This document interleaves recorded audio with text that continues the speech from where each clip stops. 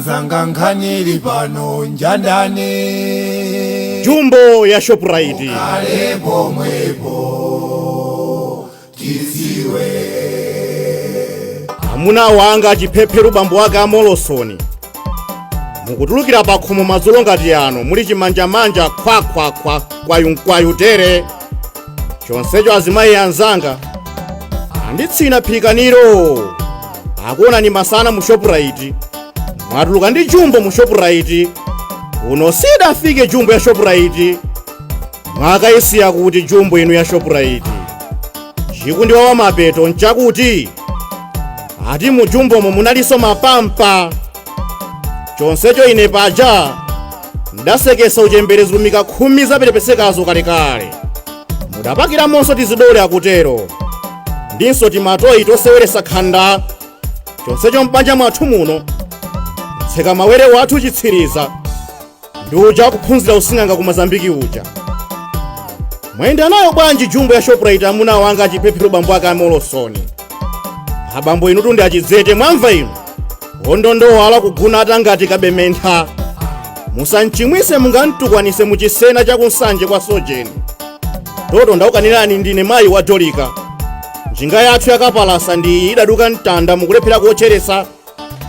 pasadulo yapo pachishalo manyazi mudasomekapo nsong'ontho chisonthe maphedulo ndiopululuka usiwa tikusowa pomangirira thumba kupita ku chigayo zonsezi ndi Jumbo ya Shoprite ati mudalinso wivi ndi wiki mu Jumbomo chonsecho muluzi wabwino ine ngwashoti heya chibadwireni inu tuza Jumbo ya Shoprite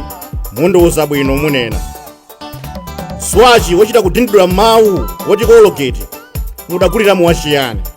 chikhalireni icho tonse mano adalakatika mkamwa muli pululu mphenya zigwembe